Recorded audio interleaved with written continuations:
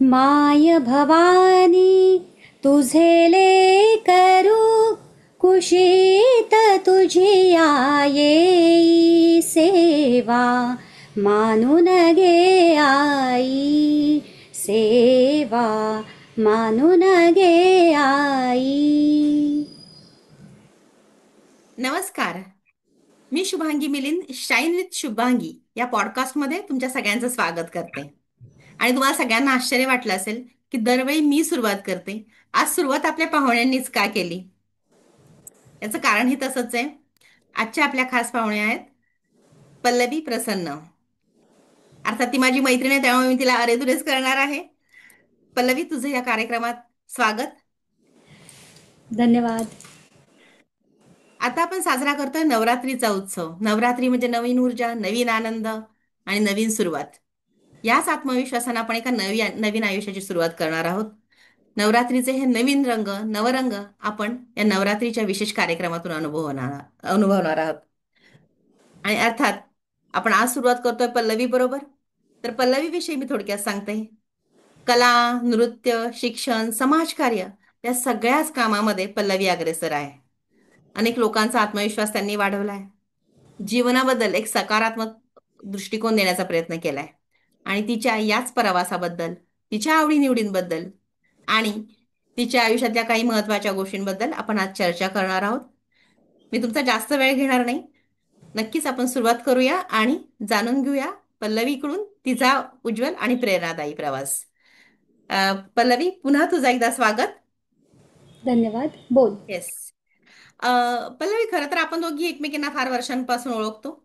पण आपल्या आजच्या प्रेक्षकांसाठी नक्कीच मला तुझी ओळख नव्यानं करून द्यायची. तर ओळख म्हणण्यापेक्षा आपण सुरुवात या सगळ्याची कुठून झाली? कारण तुझं आता मी जे काही सांगितलं याच्यामध्ये एक बहुगुणी, बहुआयामी व्यक्तिमत्व आहे. मल्टीटास्किंग क्वीन आहेस तू. खूप वेगवेगळ्या भूमिका पार पाडल्यात. शास्त्रीय संगीत, सुगम संगीत, नृत्य. तर या सगळ्याचं नक्की बीजारोपण कुठं झालं किंवा हा प्रवास कसा सुरू झाला हे सांग तू. तसं पाहायला गेलं तर ही गोष्ट आपल्या पहिल्यांदा घरातूनच सुरुवात होते, जिथे आपली आई आपल्या डोळ्यासमोर असते. कारण ह्या सगळ्या गोष्टींची सुरुवात आणि बीजारोपण माझ्या आईकडूनच माझ्यात झालेलं आहे असं मी म्हणेन. कारण तिच्या आग्रहाने, तिच्या हट्टाने मी बऱ्याच गोष्टी शिकली आहे, नवीन नवीन गोष्टी शिकत राहते अजूनसुद्धा. आणि तिच्याकडे बघून मला प्रेरणा मिळते की मी काय काय करायला हवं आहे आणि किती गोष्टी माझ्या करायच्या अजून बाकी आहेत. या बऱ्याच गोष्टी मला तिच्याकडे बघूनच सुचतात. संजीवनी उन्हाळे नाव आहे तिचं. आणि ती स्वतःसुद्धा एक सोशल वर्कर आहे. महिलांसाठी बरेच काम ती करत असते.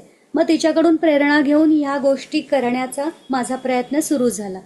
आणि तिथेच बरेच जण मला सांगायचे की बाई, तुझा आवाज खूप गोड आहे, तू फार गोड बोलतेस. तिथून मग जरासं गाण्यासाठी म्हणून प्रेरणा, आणि गाणं सुद्धा आपण शिकायला हवं आहे, थोडंसं आपल्या गळ्याचं कौतुक करायला हवं आहे, लाड पुरवायला हवेत असं वाटून गाण्याकडे मी वळले. क्या बात है. म्हणजे आता खरं सांगायचं तर संजीवनी ताईंना मीही ओळखते आणि मी कल्पना करू शकते त्या इतक्या हजारोंच्या संख्येनं स्त्रियांना आज प्रेरित करत आहेत. आणि हो. नक्की तू त्यांची मुलगी आहेस तर तुझ्याकडे ते खूप प्रमाणात त्यांचा गुण आलेला असणार आणि त्यांच्याकडून तू इन्स्पिरेशन घेतली असणार, यात नक्कीच वाद नाही. म्हणजे मला माहितीये तू साधारण 12वीत वगैरे असताना पहिला वर्ग सुरू केला होतास. एक सहज म्हणून विचारते. आता याची पण प्रेरणा तिच्याकडनंच आहे मी म्हणेन. कारण शिकलेलं वाया जाऊ द्यायचं नाही. हम्म. 8वी 9वी 10वीला मी सलग तबला शिकले होते. त्यावेळी जवळपास क्लासेस हा प्रकार खूप कमी प्रमाणात होता. म्हणजे गाण्याचे असोत, हार्मोनियम, तबला. मग आमच्या शाळेतच तबला शिक्षिका, म्हणजे आमच्या ज्या भूगोलाच्या शिक्षिका होत्या, त्यांनी तबला शिकवायला सुरुवात केली. मग त्यांच्याकडे आम्ही सलग 3 वर्ष शिकलो. पुढे शिक्षक मिळाले नाहीत जवळपास, त्यामुळे ते राहून गेलं. पण ते सोडायचं नाही मध्ये. त्यामध्ये तुम्ही सातत्य ठेवणं गरजेचं आहे. मग ते कशामुळे होणार आहे, तर क्लासेस घेतल्यामुळे माझ्या मुलांना, विद्यार्थ्यांना शिकवून शिकवून त्या गोष्टी माझ्या पण डोक्यात कायम राहणार आहेत. या गोष्टीमुळे मी ते शिकवायला सुरुवात केली. आणि माझं गाण्याचं शिक्षण जरा नंतरचं आहे, बोलताना सांगते तुला. म्हणजे मला हा प्रश्न आहे की आता 12वी सुरू केलंस म्हणजे साधारण 12वी म्हणजे शिकायचं, हुंदडायचं, बागडायचं वय. आणि मग जेव्हा तू हे जे काही क्लासेस सुरू केलेस तेव्हा असं झालं का की सुरू केल्यावर विद्यार्थ्यांच्या ऐवजी शेजारी किंवा आपल्याकडे आपण हौशे गावशे नवशे म्हणतो असेच लोक जास्त आले नातेवाईक की काय करते बघू पल्लवी. नाही, मला उलट सपोर्ट करणारी आणि प्रोत्साहन देणारी मंडळी जास्त भेटली असं मी म्हणेन. कारण एवढ्या लहान वयात अरे ही तर पेटी छान वाजवते, ही वा. कधी मस्त वाजवतीये, ही गातीये छान. मग माझ्या आईच्या मैत्रिणी म्हणजे ज्या शिक्षिका होत्या किंवा ज्यांच्या शाळा होत्या, छोट्या छोट्या प्रमाणावर त्या दरम्यान बऱ्याच ठिकाणी शाळा होत्या. तर त्या मला आवर्जून बोलवून घ्यायच्या आणि तिथे त्यांच्याकडे तबला पेटी वाजवायला गॅदरिंगसाठी प्रॉपर की फक्त गॅदरिंग पुरती ये तू बाकी काही नाही आलीस तरी चालेल. गॅदरिंगमध्ये आम्हाला तबल्याची साथ कर, पेटीची साथ कर. कराओके वगैरे प्रकार सगळे आता सुरू झाले, त्यावेळी तबला पेटीवरतीच कायम असायचं. त्यामुळे मग हे नाहीतर ते तरी कर, ते नाहीतर हे तरी कर, अशा गोष्टी चालू करायच्या. आणि मग तेव्हा तसा अनुभव जास्ती आला मला. म्हणजे थोडक्यात तुला तो अनुभव आला नाही की लोकांनी उलट लोकांनी तुला प्रोत्साहित जास्त केलं. अगदी बरोबर. कदाचित तुझ्या मागे ती तू म्हणतेस तशी आईची शक्ती किंवा त्या वेलविशेष असणार आहेत की ज्या तुला कायम चांगल्या गोष्टी दाखवत गेल्या. हो. पण तरी मला अजून एकदा वाटतं म्हणजे हे कारण मी बघितलंय घर बऱ्याचदा असं होतं घरी घर आपली बसकी छान आहेत हो. बंगलो आहे आणि खूप जवळ जवळ आहेत. त्याच्यामुळे तू प्रॅक्टिस करतेस पहाटे उठून रियाज करतेस ऑफकोर्स तुला करावा लागत असेल आणि मग कुणी शेजारी आलेत वगैरे असं काही झालंय का ग? नाही, शेजारनं कोणी आलेली नाहीत, कबुतरं वगैरे अशी मंडळी यायची. चिमण्या, कावळ्या, कबुतरं येऊन निवांत हुंदडायची. म्हणजे त्यांना असं टेन्शन नसायचं. बाहेर बिनधास्त फिरायची. आणि शेजारी म्हणण्यासाठी आमच्या सोसायटीमधले किंवा हे पण त्याच पद्धतीचे म्हणजे सेम लाईक असतात ना, तशीच आवड असणारी आणि जोपासणारी मंडळी आसपास राहणारी आहेत. त्यामुळे तसा प्रश्न आला नाही मला फारसा. तुला कंपॅनियनच मिळाले म्हणायला हरकत नाही. अगदी, अगदी. हे पण ब्लेसिंग आहे खूप मोठा आशीर्वाद आहे की असे शेजारी मिळणं आणि तुमच्या छंदांना प्रोत्साहन मिळणं. हो. वा, खूपच छान. पुढे जाऊन हा प्रवास मग तुझा जे काही सुरुवातीला वर्ग घेतलेस तो प्रवास संगीत शिक्षिका म्हणून पण तुझा परावर्तित झाला. ते करताना काय अनुभव आले किंवा तो अनुभव कसा होता? हं. बऱ्याचदा म्हणजे मी काही वर्ष शाळांमध्ये शिकवलं शिक्षिका म्हणून आणि तिथे पण गाण्यासाठी लहान मुलं छोटे-छोटे त्यांच्याकडनं शिकणं ह्या गोष्टी तर छान वाटतच होत्या. पण त्या व्यतिरिक्त सुद्धा नंतर मला सुगम संगीतासाठी आणि ऑनलाईन, ऑफलाईन कार्यक्रमांमध्ये जो प्रतिसाद मिळाला तो जास्त छान होता. आणि म्हणजे सगळ्या वयोगटातली मुलं, लहान मुलं असतील, महिला, तरुण मुलं असतील, म्हणजे मुलं-मुली असतील, नंतर एजेड बायका, या सगळ्या जणींचा मला इतका छान अनुभव आहे, की त्यांना एकदा माझ्याकडे येऊन गेल्यानंतर दुसरीकडे आता मी काही वर्ष शाळांमध्ये गेले, तेव्हा मी काही वर्ष क्लास बंद केला. म्हटलं की तुम्ही तुमचं शिक्षण चालू ठेवा, दुसरीकडे कोणाकडेही गेलात तरी काही हरकत नाहीये, मला चालणार आहे. पण तुमच्या गाण्यात खंड पडू देऊ नका.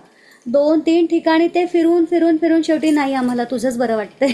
आम्हाला तुझ्याचकडे यायचंय असं म्हणायच्या. आणि मग त्या माझ्याकडे येऊन परत तू काही कर, थोडासा वेळ काढ आणि आमच्यासाठी क्लास घे, असं म्हणायला लागल्या. क्या बात है. आता तू सांगितलंस मीही तुझ्याकडून मंगळागौरीचे खेळ शिकली आणि मला माहितीये मला स्वतःला वळवणं किती अवघड आहे. तू ते कार्य अगदी काय म्हणतात त्याला पूर्णत्वास नेलंस सिद्धीच नेलंस. पण हे सगळे तू आता जे म्हटलीस की ऑनलाईन ऑफलाईन कार्यक्रम करतेस तू हो. तर मला त्याच्याबद्दल थोडं जाणून घ्यायचंय. शिवाय असं कधी झालंय का की स्टेजवर खरंच काहीतरी चुकलं किंवा करायचं होतंय का नाही करायला गेलो एक आणि झालं वेगळं असं काही झालंय?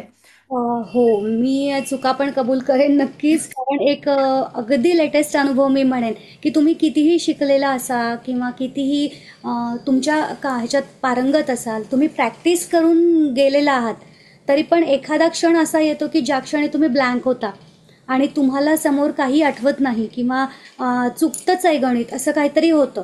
बाकी तुमचं पुष्कळ बरोबर असतं, पण एखाद्या ठिकाणी कुठेतरी ही बाब येते. ते कशामुळे असतं काय ते मला नाही सांगता येणार. पण असं माझ्या बाबतीत आत्ता नुकतंच एका ठिकाणी घडलं आणि त्यामुळे मी म्हटलं की नाही मला अजून थोडी प्रॅक्टिस करायची गरज आहे, अजून थोडा सराव हवा आहे आणि मग तो झाल्याशिवाय मी परत त्याकडे वळणार नाही आहे. किंवा ज्या ठिकाणी मला ज्या गोष्टीची गरज आहे त्याच्यावरती मी पूर्णपणे फोकस आणि कॉन्सन्ट्रेट करून तो अभ्यास अजून चांगल्या पद्धतीने कसा करता येईल. 100% मी देते 200% देऊन त्याच्यामध्ये मी कशी पारंगत होईन याचा विचार करते आणि हम्म. सादर करेन. नक्की नक्की. म्हणजे तू आता जे काही सांगितलंस ते थोडक्यात तुझं कंटिन्युअस लर्निंग आहे म्हणायला हरकत नाही. येस, आपण आयुष्यभर विद्यार्थीच तर असतो. हे सगळं शिक्षण घेताना तू शिकवतीयस, तू शिक्षण घेतेस, असं कधी झालंय का ग, की तुझ्या एखाद्या विद्यार्थ्यानं किंवा विद्यार्थिनीनं काहीतरी वेगळी स्टेप केली आणि तीच तुला आवडली, म्हणजे तू ती घेतलीस, असं कधी त्यांच्याकडून तुला शिकायला मिळालंय का? डान्स आणि याच्या बाबतीत तर असतात गोष्टी की चुकीचे हात वरे होतात. मग इकडे जातो हात, तिकडे जातो हात, आणि गंमत म्हणजे आम्हाला तिथे ती स्टेप नवीन सापडून जाते असं मी म्हणेन. कारण आपण शिकवत असतो एक प्रकार, आणि त्यामध्ये ते शिकताना वेगळ्या पद्धतीने सादर करायला लागतात. मग अशा वेळी कसं होतं, जसं स्वरांमध्ये बोलायचं झालं ना, तर मी एक चाल सांगतेय आणि ते गातायत वेगळीच चाल. हा जो फरक असतो त्याच पद्धतीने स्टेप्समध्ये सुद्धा येतं. मग गरबा असो, दांडिया असो, फोक डान्समध्ये जास्ती हे प्रकार माझे शिकवले जातात. मग तिथे मला नवीन स्टेप त्यांच्यासाठी निर्माण करते मी आणि ती त्यांना शिकवते. क्या बात आहे. म्हणजे मंगळागौरीचा खेळ हे मला माहिती होतं, पण गरबा, दांडिया याच्या व्यतिरिक्त फोक डान्स, कितीतरी व्हरायटी. हो. म्हणजे खरंच तुझ्याकडे आल्यानंतर तुझ्याकडेच बरेच काळ शिकत राहावं अशी गोष्ट आहे आता. हो, हो. एका पाठोपाठ एक आमचं जसं आपले सणवार सुरू होतात ना, हम्म. तसं एका पाठोपाठ एक आपले वेगवेगळे वर्कशॉप सुरू होतात. जसं की आता पहिला मंगळागौर झाला, त्याच्या पाठोपाठ गणपती बनवण्याचं प्रशिक्षण आहे, ते येतं. त्याच्यानंतर गरबा दांडिया, नवरात्र येतं म्हणून गरबा दांडिया प्रशिक्षण सुरू होतं. इव्हन आता आम्ही एक रील मेकिंगचा पण वर्कशॉप आयोजित केलेला आहे. हो. नवीन गोष्टी त्याच्यामध्ये आपण कसे अपडेट राहू, या गोष्टी येतात. दिवाळी आल्यानंतर सोप मेकिंग आहे, कॅन्डल मेकिंग आहे, पणत्या डेकोरेशन आहे. बरेच उद्योग आहेत जे करण्याजोगे आहेत, जे शिकवण्याजोगे आहेत. माझ्याकडे जे ज्ञान आहे ते मी इतरांना देण्याचा प्रयत्न करते. खरं तर ही एवढीशी साधी गोष्ट आहे, फार नाही विशेष. क्या बात है. म्हणजे खरं तर असं म्हणतात की देणं ही महत्वाची गोष्ट आहे. आणि जेव्हा तुमचा स्वतःचा मग फुल असतो तेव्हा तुम्ही दुसऱ्यांना देता. आ- तर तू स्वतः आधी परिपूर्ण आहे, स्वतः इतक्या सगळ्या गोष्टी शिकल्यास नक्की, म्हणून तू दुसऱ्यांना देण्यामध्ये अग्रेसर आहेस. आता इथून थोडस तू बऱ्याच गोष्टी करतेस सांगितलं, पण मला अजून तुझ्याबद्दल खूप गोष्टी जाणून घ्यायच्यात, कारण मी नेहमी बघत असते कुठे ना कुठे तू पुरस्कार घेत असतेस, कुठे ना कुठे पल्लवीचं नाव येतच असतं. म्हणजे मला अगदी पहिलं आठवतं की आर्ट ऑफ लिव्हिंगचा अंतर्नादचं ग्रीनिस बुक रेकॉर्ड होतं, हो. आणि त्याच्यामध्ये तू हजारो लोकांबरोबर गायन केलं होतंस. तर जेव्हा हा अनुभव किंवा ही गोष्ट पहिल्यांदा तुला कळली की तू परफॉर्म करणार आहेस, तुला नक्की काय वाटलं हे मला जाणून घ्यायचं आहे. मला खूप आनंद झाला होता, कारण मी पहिल्यांदाच अशा कुठल्या तरी मोठ्या उपक्रमात सहभागी झाले होते की जिथे माझ्यासारखे चांगले शिकलेले, म्हणजे मी कमी गाण्यामधलं प्रशिक्षण घेतलेली सगळी एकसारखी आपल्या लेवलची सगळी मंडळी एक छान काहीतरी नवीन सादरीकरण करतायत. इव्हन शंकर महादेवन यांच्यासोबत आम्ही गायलो तिथे असताना. त्यामुळे इतकं छान वाटत होतं. तो एक अतिशय सुरेख आणि सुंदर अनुभव होता आमच्यासाठी. नवीन गोष्टी शिकायला मिळाल्या, नवीन मैत्रिणी मिळाल्या, नव्याने मोठी माणसं कशा पद्धतीने काम करतात, म्हणजे त्यांचं कार्य कसं चालू असतं, त्यांचा रियाज कसा चालू असतो, आमच्या समोर त्या गोष्टी चालू होत्या आणि घडत होत्या, कारण आमच्यासोबत ते रियाज करत होते. या सगळ्या गोष्टी आम्हाला बघण्यात आल्या, त्यामुळे छान वाटलं. आता तू हे सगळं नवीन गोष्टी, नवीन माणसं यांच्याबद्दल बोललीस. आपला हा एपिसोड पण आहे नवरात्री विशेष, आणि इथं मला नमूद करावं असं वाटतं की तुला नवदुर्गा पुरस्कार पण मिळाला आहे. हो. तर नवद त्या पुरस्काराबद्दल थोडस कसं कशा पद्धतीनं सांगशील तू? हम्म, जेव्हा तुम्ही काहीतरी काहीतरी सतत करत राहता, एखाद्या गोष्टीमध्ये तुमचं सातत्य असतं, किंवा तुम्ही एकाच वेळी 4 वेगवेगळे प्रकार करताय, तेव्हा आपसुकच लोकांचं लक्ष तुमच्याकडे जातं असं मी म्हणेन. कारण तुम्ही एवढ्या घडामोडी करत असता, एवढे उपद्व्याप करत असता. कधी कधी एका मनाने मला वाटतं की अरे काय एक धड ना भाराभर चिंध्या आपण करून ठेवल्यात, 50 गोष्टी येतात आणि 50 गोष्टी करतोय. पण लोकांचा बघण्याचा दृष्टिकोन ह्या बाबतीत फार वेगळा असतो, की अरे ही किती काय काय करते, अरे हिच्याकडे तर हे पण आहे, अरे हिला हे पण येतं, तिला ते पण येतं. मग म्हणतं की अरे वा.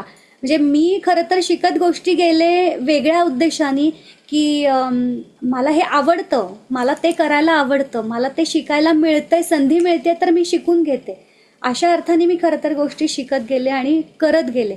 पण त्यांचा बघण्याचा उद्देश बदलत गेला दृष्टिकोन, की अरे हिला हे पण येत आहे, तिला ते पण येत आहे, ते पण येत आहे.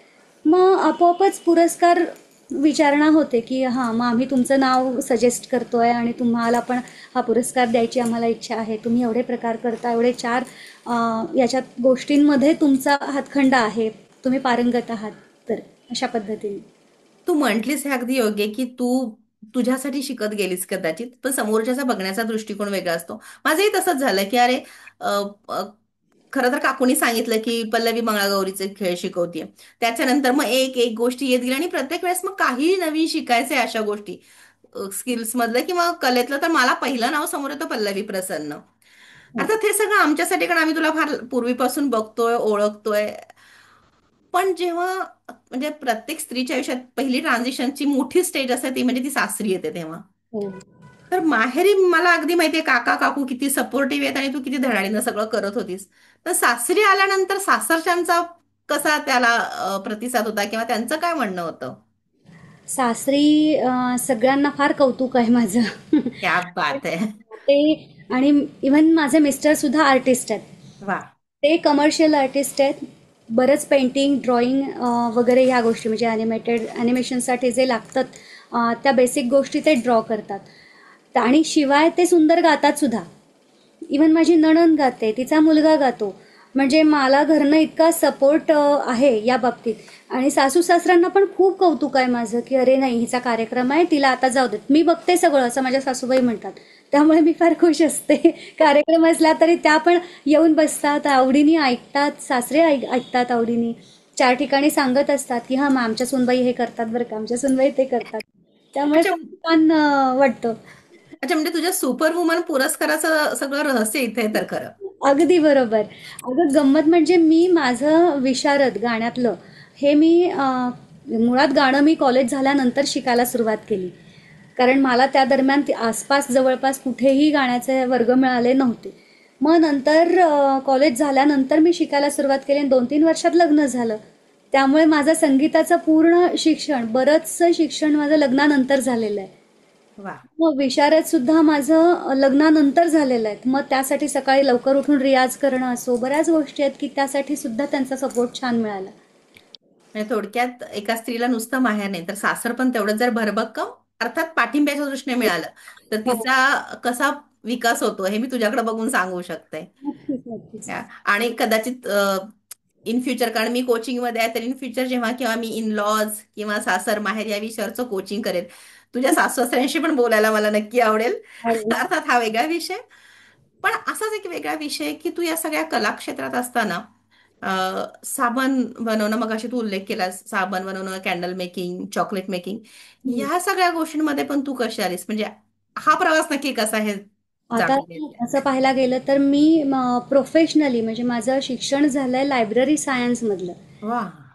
आमची कर्वेनगर इथे ज्ञानरंजन सार्वजनिक लायब्ररी आहे, जी माझ्या आईने स्थापन केलेली आहे. आणि तिथे मी ऑन पेपर म्हणजे एका पोस्टवरती आहे, वा. कायमस्वरूपी. तर मला पुस्तकांची वाचनाची खूप आवड आहे.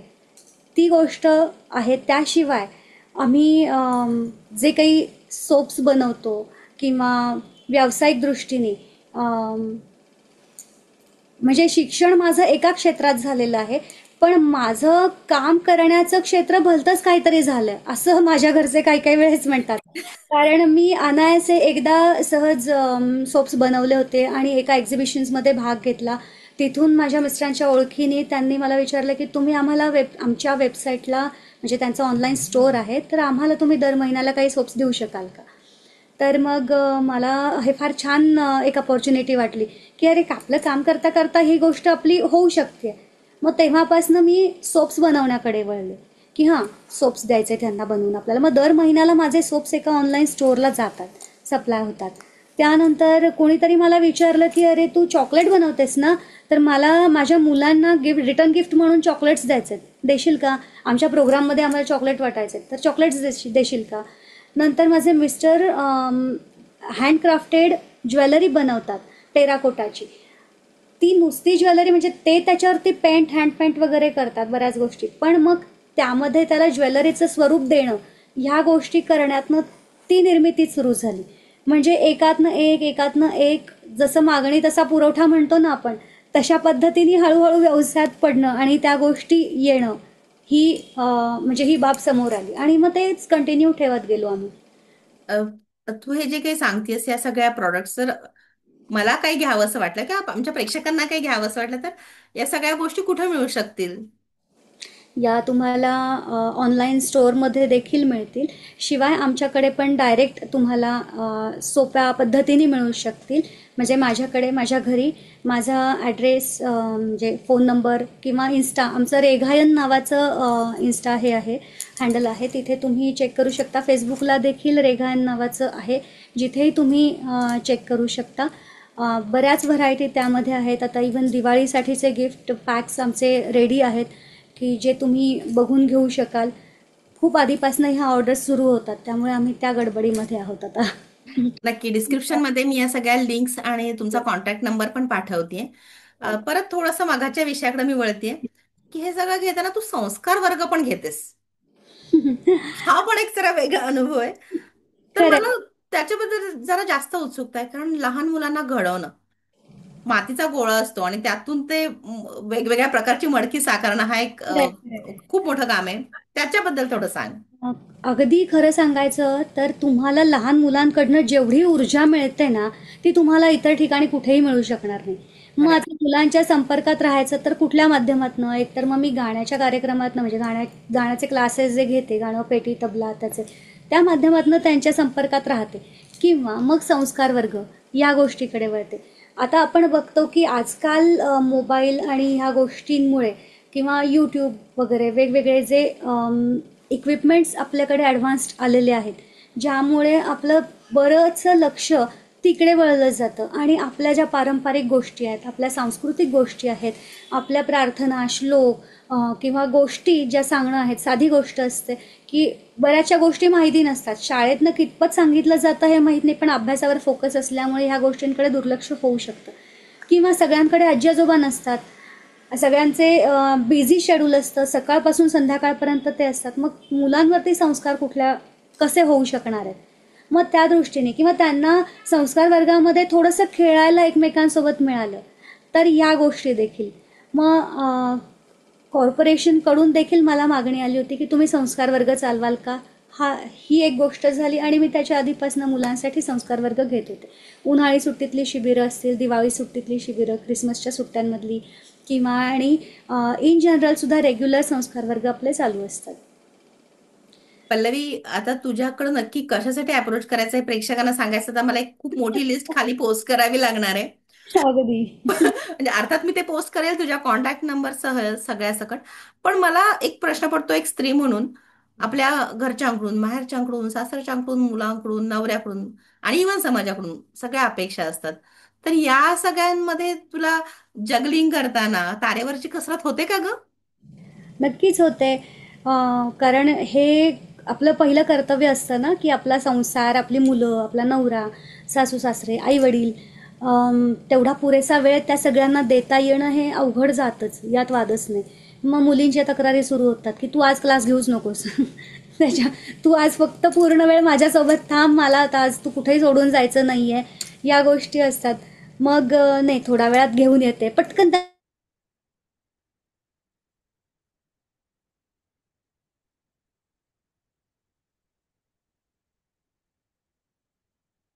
सुद्धा मग सकाळी लवकर उठून आपला नित्यकर्म असतात ती उठून मगच आपल्या नेहमीच्या शेड्यूलकडे किंवा आपल्या इतर कामांकडे वळणं, ह्या गोष्टी येतातच. पण घरच्यांचा सपोर्ट असल्यामुळे मी बरीच त्या बाबतीत पण हे आहे, म्हणजे देवाची कृपा आहे त्यासाठी. इतकं सगळं करताना पल्लवी, म्हणजे मी आता हे फार थोड्या मिनिटात आपण सगळे जाणून घेतोय, तू तर हे तुझं कंटिन्युअस रुटीन आहे. तुला स्वतःसाठी वेळ मिळतो का, किंवा मिळाला तर तुला काय करायला आवडेल का, की जेव्हा तू फक्त पल्लवी असशील, बाकीचे सगळं वलय नसेल तुझ्या मागे? मी साऊथ इंडियन सिनेमा बघते. वा, क्या बात आहे. मी मस्त असे फुल टू थ्रिलवाले असे सिनेमा बघते, पुस्तकं वाचते, गाणी गाते कराओकेवरती.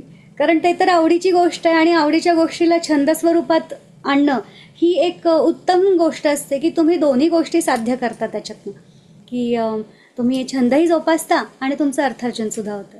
शिवाय तुम्ही 4 जणांना ज्ञान देता. क्या म्हणजे बात. एक प्लस तुम्ही पायरी वरची वरची अजून चढता. वा. तुझ्याशी गप्पा खरं तर थांबवायचा मोह होतच नाही की चालूच राहाव्या त्या गप्पा असं वाटतंय. पण वेळेचं पण बंधन आहे. या सगळ्या गप्पांमधून आता जर तुला श्रोत्यांना, कारण तू एक खरंच आमच्या सगळ्यांसाठी एक तू आदर्श मूर्तिमंत उदाहरण आहेस, तर तू आपल्या प्रेक्षकांना काय संदेश देशील? हम्म, आयुष्य लहान आहे, त्याच्यामुळे तुम्हाला जेवढं शिकता येईल तेवढं शिका. पॉझिटिव्हली सगळ्यांकडे बघा. म्हणजे जी गोष्ट तुमच्या आयुष्यात घडत असते ती तुमचं नुकसान करायला, तुमचं वाईट करायला घडलेली आहे असं नसून मे बी त्याच्या मागे काहीतरी चांगला उद्देश असणार आहे. निसर्ग तुम्हाला नक्कीच अशा गोष्टींकडे वळवत असतो की हा रस्ता तुझ्यासाठी सेफ नाही आहे, दुसरा रस्ता सेफ आहे. त्या बाजूला वळवण्यासाठी तुम्ही ती गोष्ट करायची असते, असं मला जास्ती वाटतं. त्यामुळे त्या दृष्टीने तुम्ही विचार करा, बघण्याचे दृष्टिकोन थोडेसे बदला. एक मोल्ड त्याला दिलात की तुम्हाला आपोआप छान काहीतरी दिसणार आहे. आणि सुंदर तेच बघा, वाईट बघू नका. खरंच खूप छान संदेश आहे. आता एक शेवटचा प्रश्न. पुढच्या 5 वर्षानंतर पल्लवी नक्की स्वतःला कुठं बघतीये? म्हणजे आंतरराष्ट्रीय मंचांवर तू दिसणारच आहेस. या व्यतिरिक्त रेघायन मला एक ग्लोबल ब्रँड म्हणून दिसतोय, पण तू स्वतःला कुठं पाहतीयस? हम्म. मी पण हाच विचार करत होते की मी स्वतःला कुठं बघेन. कारण हा मोठाच अवघड प्रश्न आहे सगळ्या दृष्टीने. म्हणजे सामाजिक पातळीवरती, आर्थिक पातळीवरती की कौटुंबिक पातळीवरती मी कोणत्या ठिकाणी मला बघते हा खरंच विचार करण्याजोगा प्रश्न मला वाटतो. आणि नक्कीच आजच्यापेक्षा 5 वर्षांनी मी जास्त प्रगल्भ झालेली असेन सगळ्याच बाबतीत. अनुभवातनं असेल किंवा आर्थिक बाबतीने असेल किंवा एकूण सामाजिक लेवलवरती. कारण आता माझा हे ऑरा थोडासा वाढलाय असं मी म्हणेन. की माझं काम करण्याचं क्षेत्र थोडं विस्तारित झालंय, ते अजून थोडं विस्तारत जाणार आहे असंच मी फोकस करते आणि अशाच दृष्टीने मी काम करायचं ठरवते. आमच्या प्रेक्षकांना जर तुझ्याशी संपर्क साधायचा असेल तर तुझे संपर्काचे प्लीज नंबर किंवा तुझा ईमेल आयडी जे काही तुला हे ते सांगशील प्लीज. नक्कीच. माझा ईमेल आय डी आहे pallaviunhale@gmail.com. पल्लवी प्रसन्न नावाने इन्स्टावरती मी आहे. शिवाय फेसबुकवरती देखील माझं सांस्कृतिक कला मंच म्हणून एक पेज आहे. नंतर म्हणजे जिथे मी माझ्या कार्यक्रमांच्या नोंदी डिटेल्स टाकत राहते. यूट्यूब चॅनल देखील माझं पल्लवी प्रसन्न नावाने आहेच आहे. माझा मोबाईल नंबर आहे 8208265481. मग तुम्हाला कोणत्याही संदर्भात काही नवीन गोष्ट शिकायची असेल किंवा आणि काही कुठल्याही प्रकारची मदत हवी असेल, सोशल असो किंवा आणि कुठल्याही बाबतीत, तरी तुम्ही नक्की संपर्क साधू शकता. सांस्कृतिक बाबतीत म्हणेन मी, सांस्कृतिक बाबतीत आणि सोशल बाबतीत, कारण तिथे माझं जास्त काम चालतं. तर नक्की संपर्क करा. तुम्हाला काय हवं आहे ते सांगा. आम्ही प्रोग्राम्स डिझाईन देखील करून देतो, तुम्हाला ज्या हवेत त्या पद्धतीचे. वा. क्या बात आहे. नक्कीच वेगवेगळ्या गोष्टींसाठी तुझ्याकडे पुन्हा पुन्हा येणं होणार आहे. तुझा हा अगदी. प्रवास पूर्ण प्रेरणादायी आहे. त्यातले हलके फुलके रंग फार आवडले आणि माझ्या श्रोत्यांनी हे सगळं एन्जॉय केलं असेल याची मला खात्री आहे. पल्लवी, तुला खूप खूप धन्यवाद. तुझ्या पुढच्या वाटचालीसाठी खूप खूप शुभेच्छा. अ, आणि एक छोटीशी विनंती. जशी तू सुरुवात छान केलीस, ओके. तसंच एखाद्या सुंदर गाण्यानं की ते स्मरणात राहील. नवरात्र चालू आहे ना. नवसाला पावली गाई, नवसाला पावली, हा नवसाला पावली गाई, नवसाला पावली. कशी कळे नाज अचानक झोपडीत आली, कशी कळे नाज अचानक झोपडीत आली. आ नवसाला पावली गाई, नवसाला पावली, हा नवसाला पावली गाई, नवसाला पावली. अप्रतिम. मलाही खूप छान वाटलं शुभांगी तुझ्याशी गप्पा मारून. मी म्हणजे असा माझाच चलचित्रपट माझ्या डोळ्यासमोरून असा एक चालत गेल्यासारखा झाला की मी आधीपासून आतापर्यंत काय काय करत गेले ते. फार छान वाटलं मला तुझ्यासोबत बोलून. आणि तुझ्या प्रेक्षकांनाही आवडेल नक्कीच हे. मी सांगेन त्यांना धन्यवाद. सबस्क्राईब करा. काय ते फॉलो करा, लाईक करा, सगळं करा. माझी सगळी स्क्रिप्ट पल्लवीनं सांगून दिलेली आहे. पण तरी मी विनंती करते, नक्की शाईन विथ शुभांगी मिलिंद या चॅनलला तुम्ही सबस्क्राईब करा. इन्स्टावर शाईन विथ शुभांगी मिलिंदला फॉलो करा आणि भेटत राहू पुढच्या वेगवेगळ्या कार्यक्रमांमध्ये. पुढचा कार्यक्रम नक्कीच किंवा पुढचा एपिसोड जो आहे पल्लवीची आई संजीवनी यांच्याबरोबर होणार आहे. तो wait for it. Bye bye. बाई.